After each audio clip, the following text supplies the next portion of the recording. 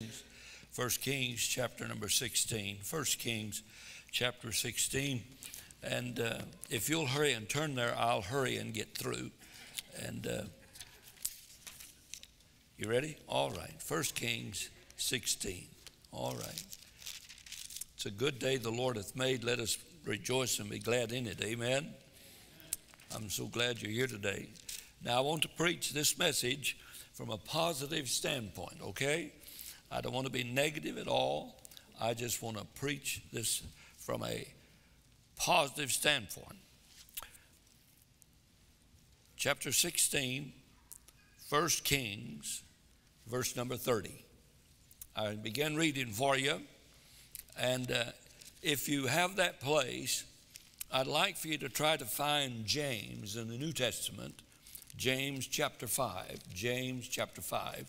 You can hold it like this if you'd like, or you can do any way you want to. Or you can borrow paper clips from me and you can paper clip it. That way I can find it, all right? The Bible says, and Ahab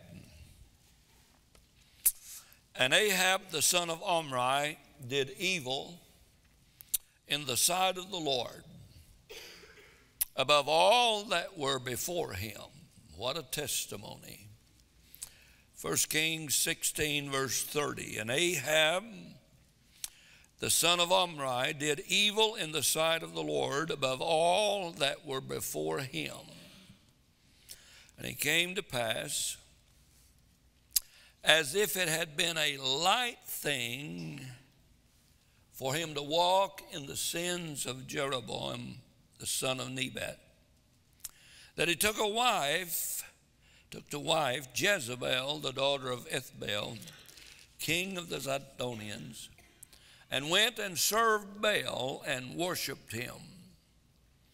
And he reared up an altar for Baal in the house of Baal, which he had built in Samaria. And Ahab made a grove. And Ahab did more to provoke the Lord God of Israel to anger than all the kings of Israel that were before him. What a testimony for a political leader of one of the greatest nations ever to be on earth. He provoked God to anger. He did more evil in the sight of the Lord above all that were before him. Sin always carries its consequences. Look at chapter 17, verse 1.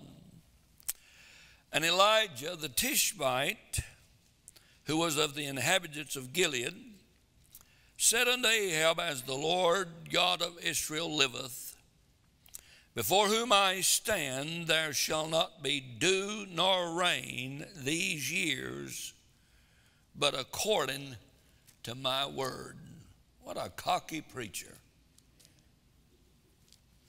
He goes to the political potentate who is wrapped up, steeped in idolatry above everybody before him. And the preacher confronts this political monarchy, the king, and said, Slick, you are in trouble. Because of your sin and your wickedness, I'm going to pray, and it's going to rain in Israel for 3 years and 6 months. Seems like it's been that long since it's rained in Texas. James chapter 5, verse 17.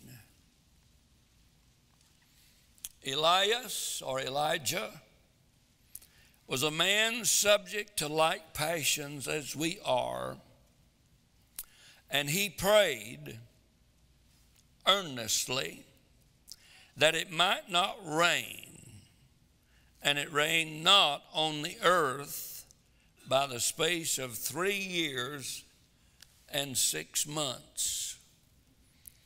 I don't know what a 3-year 3.5 year drought would do in Israel, but I have a general idea of what it might do in Texas.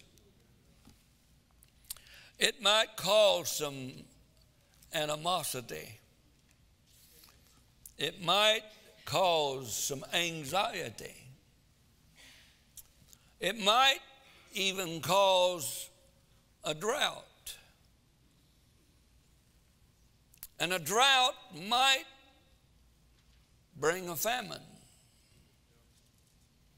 And a famine might cause economic collapse. I'm sure we could hear all about what's happening on the television this evening about news time.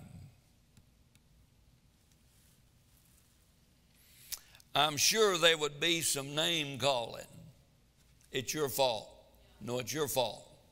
No, it's the Democrats' fault. No, it's Republicans' fault. No, it's the socialists' fault. No, it's the capitalists' fault.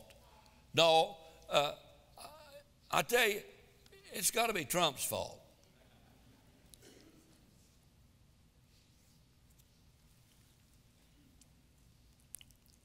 The media would have been having a heyday.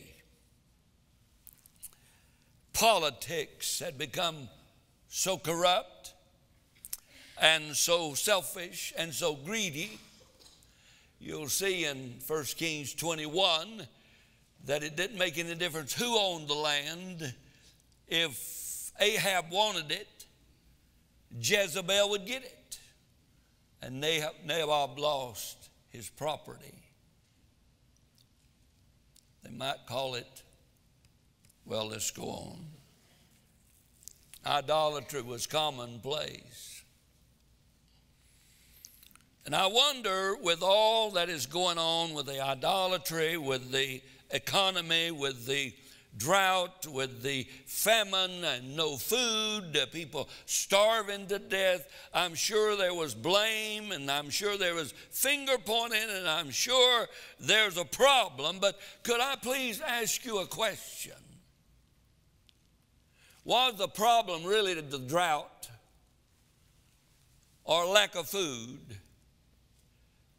Was there an underlying issue? And if so, was there a solution to the problem?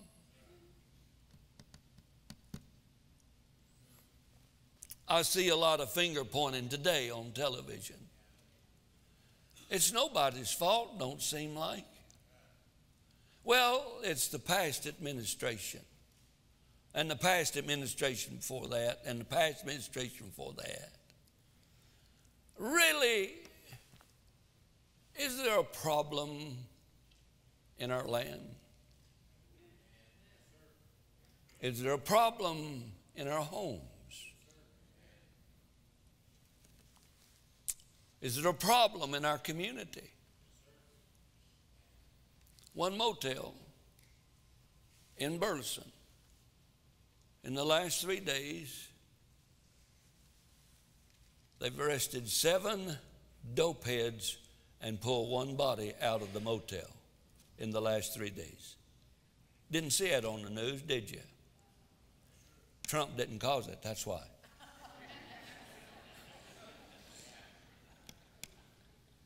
Finger pointing. Finger pointing. Is there a problem in our homes, in our personal lives?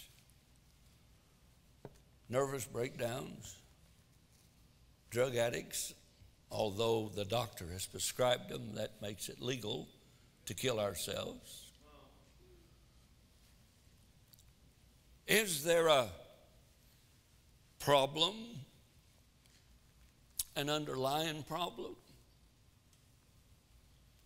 Could all of this be one person's fault? I know Trump probably not perfect, but I don't think he's as bad as Ahab.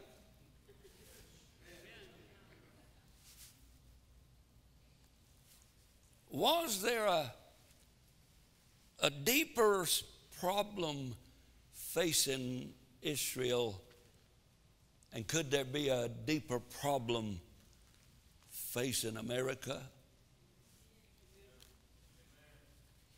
You see,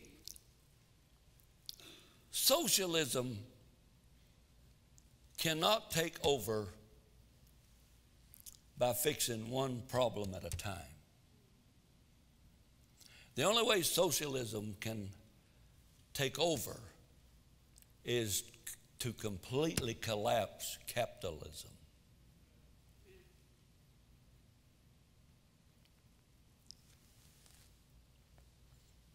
Are we a democracy? I hope not, because when the democracy gets one-sided, then the majority rules the minority. That's a democracy. Is there a problem? Well, what is it? What was the problem in Elijah's day? Sure, there were superficial and things that we could see and things that was on television.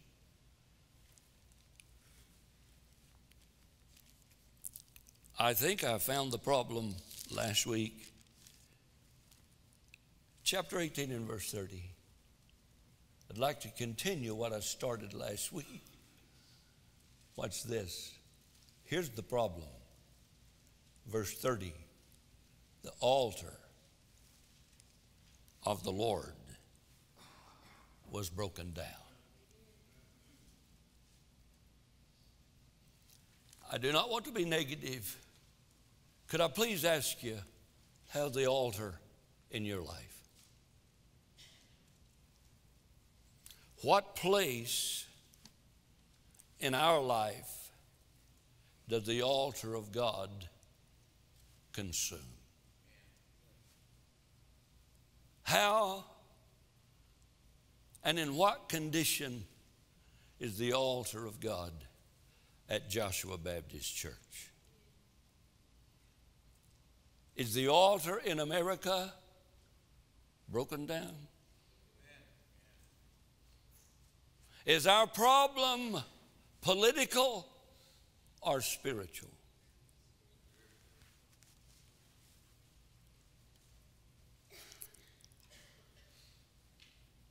How much attention are we giving to the altar in our personal life?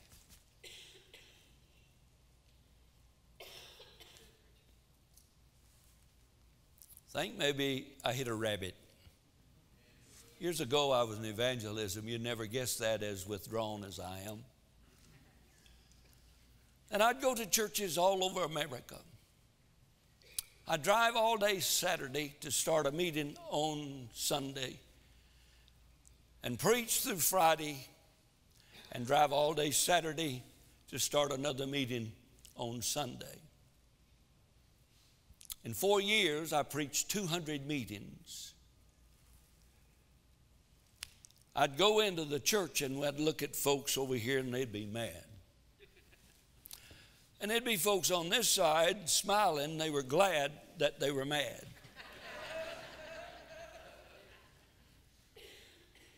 And so I did not know what to preach.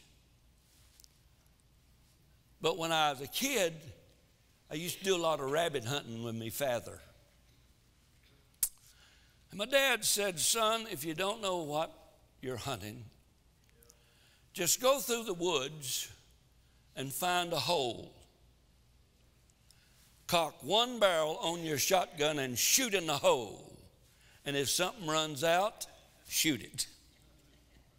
I think something ran out a while ago. So I'm going to shoot it. We need to repair the altars in America. We need to repair the altars of God in our life. We need to repair the altars of God in our church. The altars. I talked about last week repairing the altars of preaching. You know what flesh don't like? Preaching. Preaching to those that are lost is foolishness. But unto those that are saved, it is the power of God.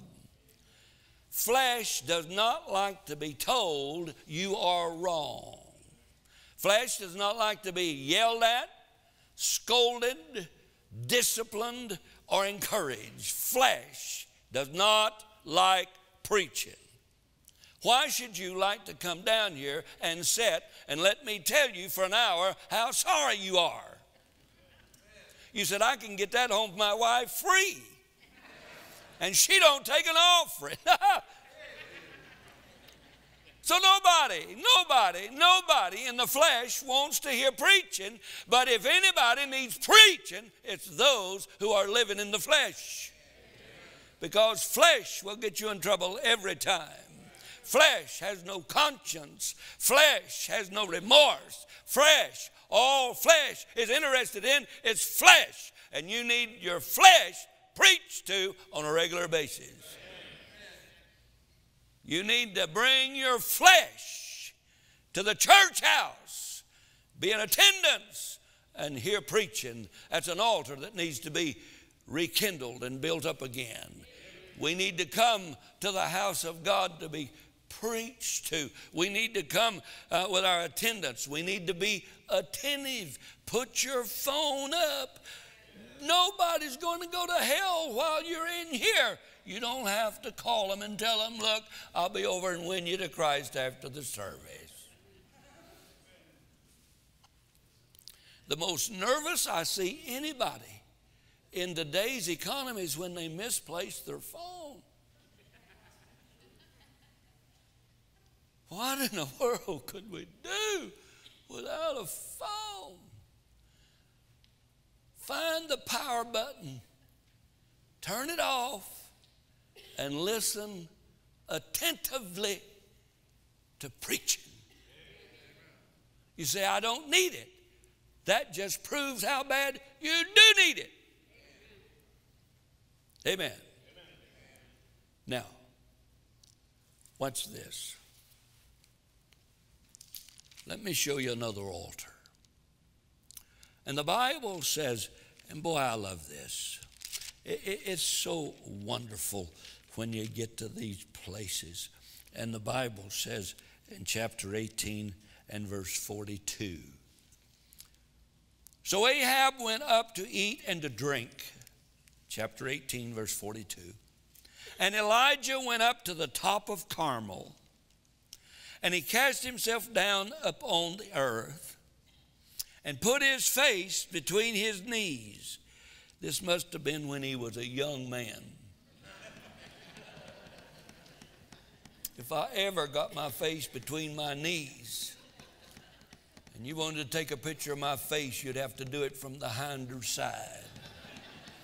I'd never get it back again. And he said to his servant, go up now, look toward the sea. And he went up and looked and said, there is nothing. Did you ever pray and it just seemed like you come up with nothing? And he said, go again 7 times. It came to pass at the 7th time, he said, behold, there ariseth a little cloud out of the sea like a man's hand. And he said, go up, say unto Ahab, prepare thy chariot. Make sure it's 4-wheel drive. And get thee down that the rain stop thee not. It came to pass, the meanwhile, that the heaven was black with clouds and wind, and there rose a great rain. Now I go back to James 5. James 5. James 5 and verse 18. And he prayed again. And the heaven gave rain. And the earth brought forth her fruit. If a man of like passion, such as we, can pray and get a hold of God, and God shut up the heavens for 3 years and 6 months, and at that same man's prayer, he opens heaven, and the rains come back. Let me ask you, how's the altar of prayer in your life?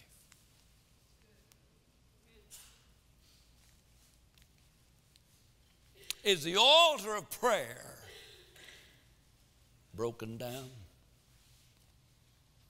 Have we become too busy to pray? Have we become too educated to sink back in the antiquated age of when we believe that God answers prayer? Have we become so polished and so comfortable that we can handle this job all by ourselves? Could I ask you a question? Are you praying? I mean regularly. Because in the book of James chapter 5 verse 16, it says, the effectual, fervent prayer of a righteous man. Do you know the rest of it? Huh? Do you think maybe God could fix Trump? You're talking about him hadn't fixed him.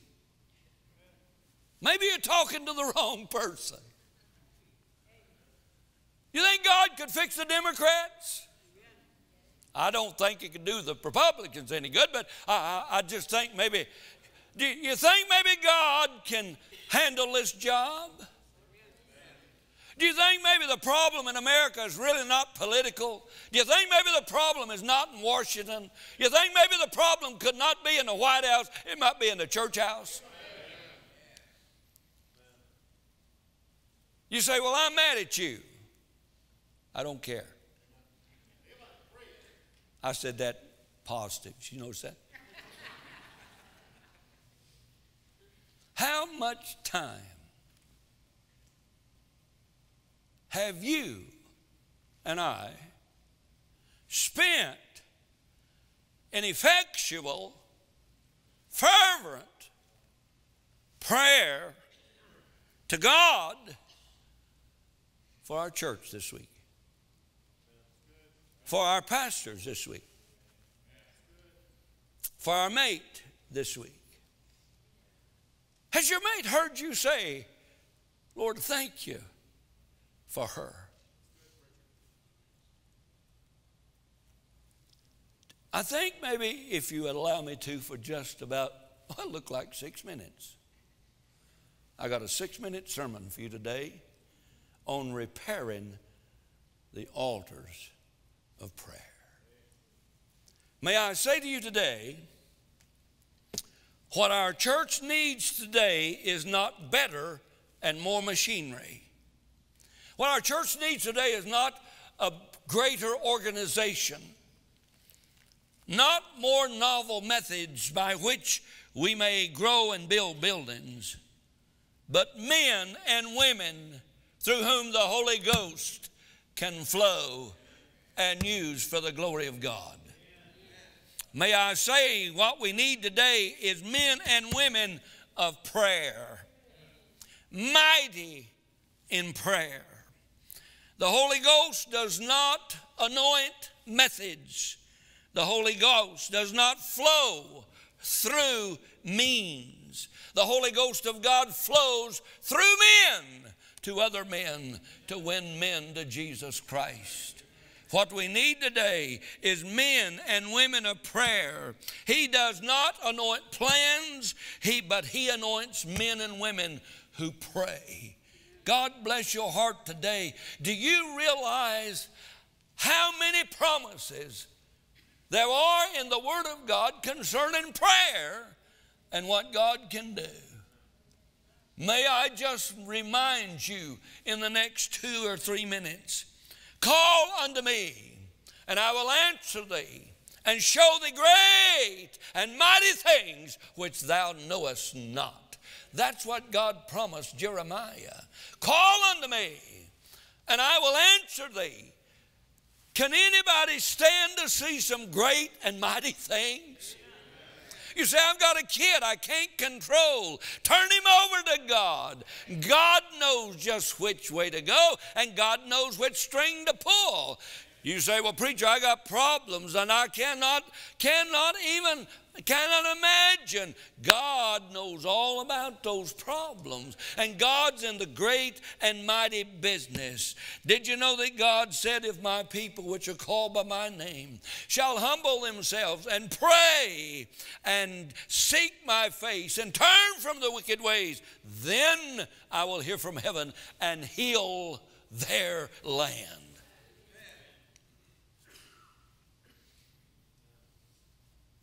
Got any land that the house need to be healed? America needs to be healed. America's divided straight down the middle. This one's not going to vote for that one, and that one's not going to vote for this one. Let me tell you something. Our hope is not in the Supreme Court or the White House. Our hope is in Jesus Christ and Him only. He is the King of Kings and Lord of Lords, and we're not going to vote on Him. He is the big dog in the kennel. Thank God for that. Amen.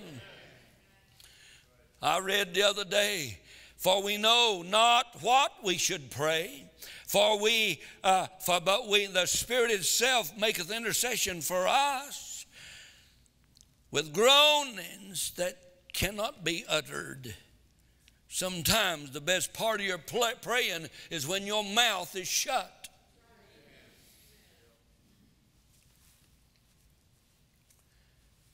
Wouldn't it be something if we just went to prayer and shut up for a while and let God talk to us? I mean, just spend a little time confessing your sins. You said, I don't have any. You do now.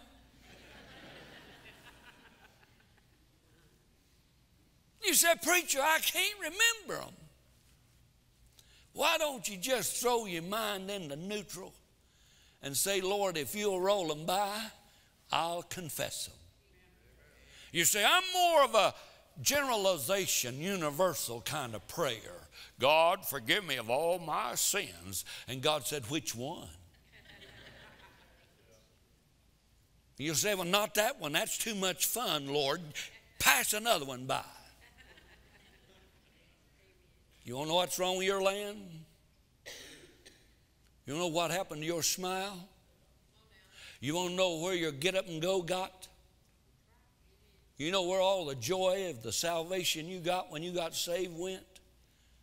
It went the way your sin went. Because sin separates from godliness. Just promises in the Word of God. All things whatsoever ye ask in prayer, believing, ye shall receive. Therefore I say unto you, what things soever ye desire when you pray, believing that you receive them, and ye shall have them. If you abide in me and my words in you, you shall ask what you will, and it shall be done unto you. For whatsoever ye ask in my name, that will I do, that the Father may be glorified in the Son. If you shall ask anything in my name, I will do it. Whatsoever ask in the Father's name, He will give it you. Hitherto have you asked nothing in my name, and ask, you shall receive, that your joy may be full. How long's it been since you got so full of joy? it had to run out all over somebody. I think they call it shouting. You say never. Maybe your altar's tore down. You say, I don't make a fool out of myself in church. You ever do it at a ball game? You ever do it at the dinner table? You ever made a fool out of yourself in front of your family?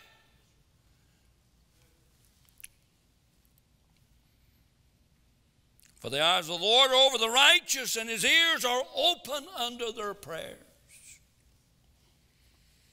The prayer of the upright is his delight. The Lord is nigh unto all them that call upon him, and all that call upon him in truth. He will fulfill the desire of them that fear him, and also will hear their cry and will save them. This is the confidence we have in him. If we ask anything according to his will, he heareth us. And we know that if he hear us, whatsoever we ask, we shall have the petitions we desire of him. How foolish that we're more interested in our credit score than we are our prayer score. By the way, you got to pay the credit back. You don't the prayer. How are the altars, the prayer altar, in your life? Could that be the problem in America? Huh? It wasn't the drought, it wasn't the famine. It wasn't the idolatry. It was deeper than that in Israel's day. It was spiritual. It wasn't material. It was spiritual, and it was not physical. Some of you folks already got plans tonight. Do they include prayer? I dare you go home and ask God. Just go home and pray about coming to church tonight. Just go home and all that altar you've got spread all over the house, just take the pieces and put it back together again. Then get on your knees. You say, you're making me mad now, preacher. Well, I'll not do that then, because I don't want to make this crowd mad. How's your altar? You shouldn't have to pray about coming tonight. You say, well, I got something to do. I know that. We maybe just need to repair the altars. The altar of preaching. The altar of prayer. The Bible says in closing, men ought always to pray and not, you know the rest of it? And not to faint. If I'm not praying, more than likely, spiritually, I'm fainting. If my altar of prayer is broken down, then my entire spiritual life is going to be a total wreck. Pray. Pray fervently. The effectual, fervent prayer. Pray as if you were hanging over a cliff, hanging onto a vine. And the roots are beginning to pull. The dirt is hitting you in the face. And nothing's left for you except plunge to death. Pray fervently that something would happen.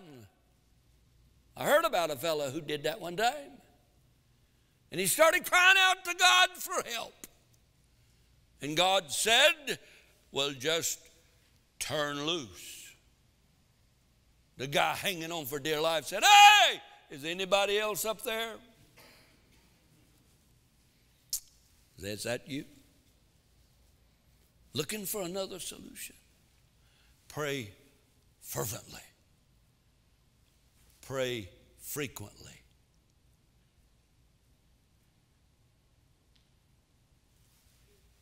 The Bible said pray without ceasing. Sat in my office this morning, minding my own business. A fellow came in and sat down in my office. And since he's paying for the chair, I thought that would be good. It's set in if he wants to. He said, "Preacher, I just want to tell you something." I said, "Okay." He said, "I was having a terrible day yesterday.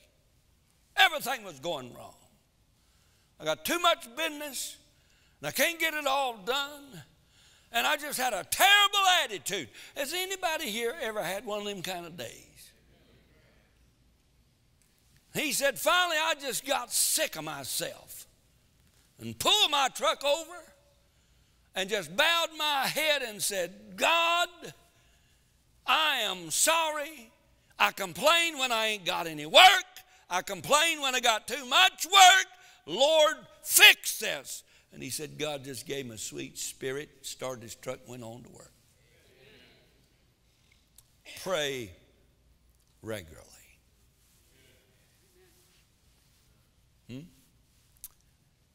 Pray frequently. I close. Pray believing that God means what he says. Build that altar up in your own personal life. Find you a place frequently. Get in your place frequently. The Bible said, "Will not God avenge his elect who cry day and night unto him?" Pray frequently. Pray fervently. Pray believing. If you have faith and doubt not, pray and it shall be done unto you. All things whatsoever you ask in prayer believing, ye shall receive. Pray for our country. Pray for our president. You said, "I can't." Then pray for you until you can pray for the president. Pray for our church. Pray for your family. Pray for your pastors. You don't know this, but Andrew's having a terrible time with his head. They did a CT scan on him the other night, and they said it's completely empty. Andrew said, "Then why is it hurting so bad?" We had to go to someplace in Japan this week. My wife and drove overnight. Andrew was in the emergency room with tremendous headaches and so forth and so on. Build your altar up. Pray for your church staff. I say this. Someone has said, God waits to do the will of a praying man. Think of that. God waits to do the will of a praying man. Prayer is the Christian's greatest privilege. Prayer is a Christian's greatest tool. Prayer is the Christian's greatest weapon. Prayer is a Christian's greatest opportunity. It's the key to God's storehouse from which flow all heavenly blessings. It's the key to the door, the switch to God's power station. Prayer is the greatest work that any Christian can do. Like Samuel, we need to pray, God forbid that I should sin against God in seeking to pray for you. Let's build back the altar.